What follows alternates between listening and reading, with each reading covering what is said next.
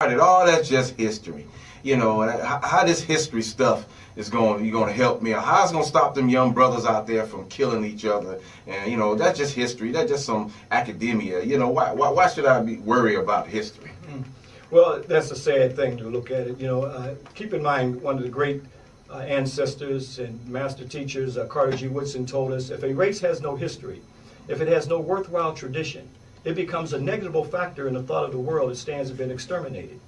Again, if you wake up in the morning and all of a sudden you got an attack of Alzheimer's and you have no idea who you are, who your family is, how would you start your day?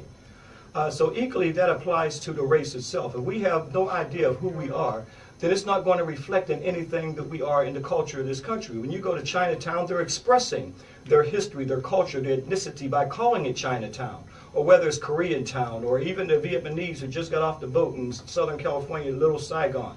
They have no problems because no one has taken and stripped them of their culture, their heritage and who they are, their history as a people. So they have a pride in expressing who they are.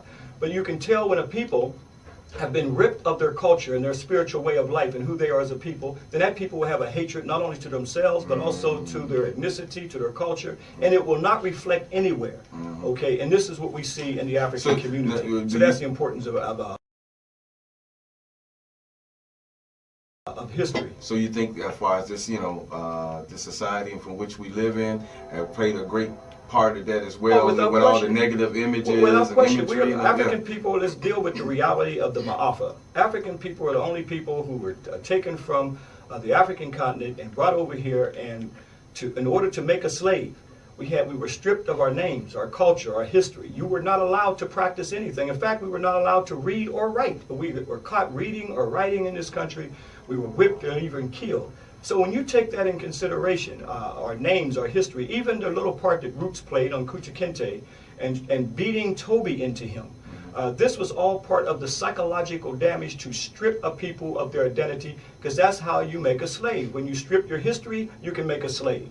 So this is what we see this going on today. We were called boys because we knew nothing beyond our master. When you talk to your son, that's your boy, because your son is looking at you. You're his whole world. That's you know, that's all you know. So when the European, okay, or the white slave master said, boy, we knew nothing beyond him. So today we're in an information age. Today we're starting to look. Today we're starting to break through the whole matrix of what slavery has done to us.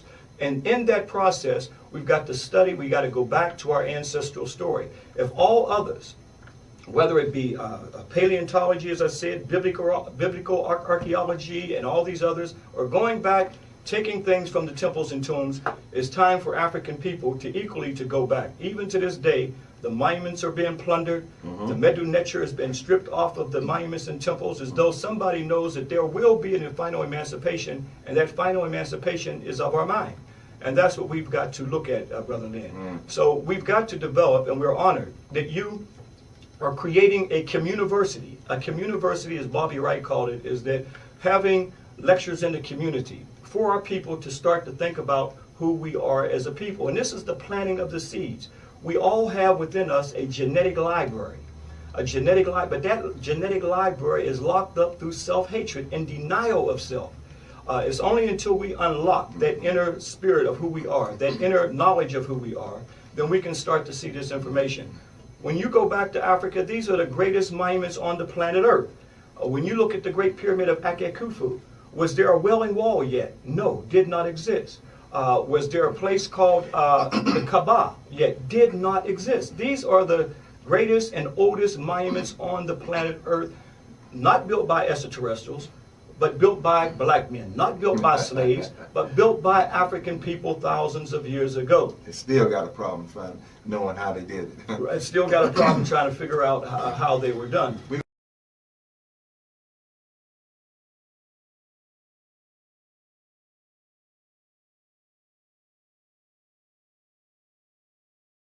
Hang up and listen. Where do you see our people in the future? You know, with the fall of the white man's economy, you know, and everything, this whole civilization is falling. Where do you see our people in the future, in the role that we play in the future? Oh, big question, brother. Well, first question in reference to, well, that's one of the reasons why we come to do African Communiversity, so we can start to learn about the information and come to the lectures, and that information can inspire you to start to take the longest journey in your life, and that's the journey into yourself. Unfortunately, we do not have institutions of our own. Okay, we build churches more than educational centers, unfortunately. But of course, you can start to do your own research. Now, of course, the Medu Neter, keep in mind, we're getting it through the translation, okay, into the English language. And of course, we're not going to know all of the Medu Neter, and a lot of the translation is going to be lost. But what we can get out of it is through some of the books like Gardner.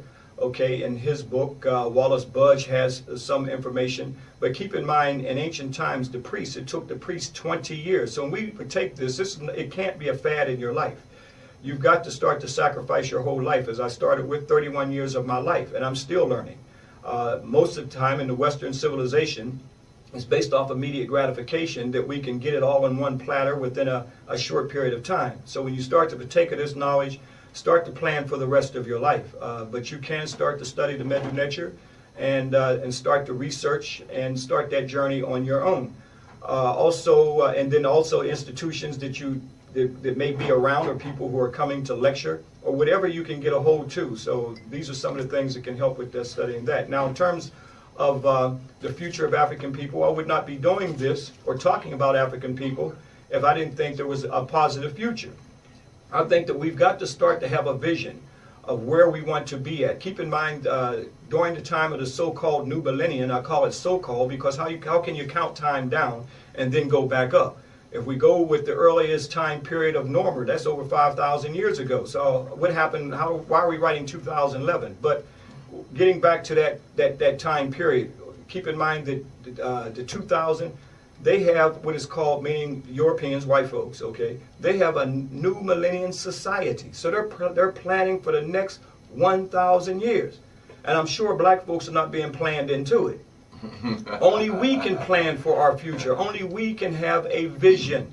On the plantation, the slave was not allowed to have a vision for the future or plan. So we've got to start to have a positive vision and plan for that vision. Only we as collectively as a people can plan for that. So I have a positive vision of African people and where we will be at in the future. Yeah.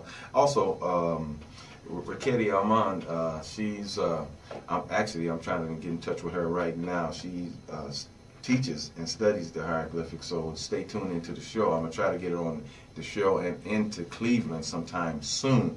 So, and actually, we was talking to Dr. Williams down there at Cleveland State. He's interested in putting on some type of class down there of studying the hieroglyphics. So she's one of the foremost authorities of studying it, and she's been going around the country trying to get us to learn the language, because she's saying that should be our first or second language, studying that, because there's a lot of spirituality in even the verbiage and the sounds of that connects us to our ancestors through that language. Because, you know, I was reading one book called The Construction of the Universe. You know, we really don't know, even we just know the quantitative value of numbers. 1 + 1 = 2.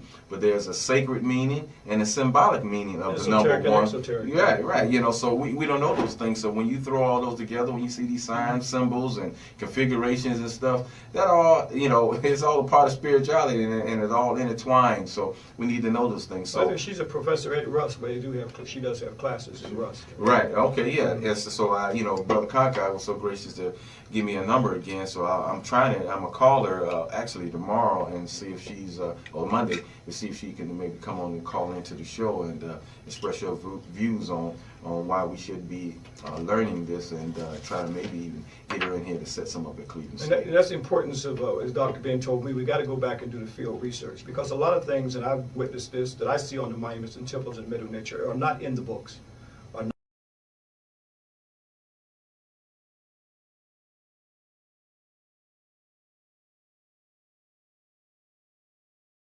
And that's the importance of, as Dr. Ben told me, we got to go back and do the field research, because a lot of things, and I've witnessed this, that I see on the monuments and temples in Medu Neter are not in the books.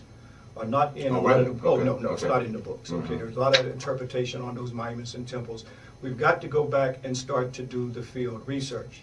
And that's where a lot of times there are repetitions, and there are different periods. You got pre-dynastic, you got the Old Kingdom. I take our groups to Kolobolo in Ta-Nehisi.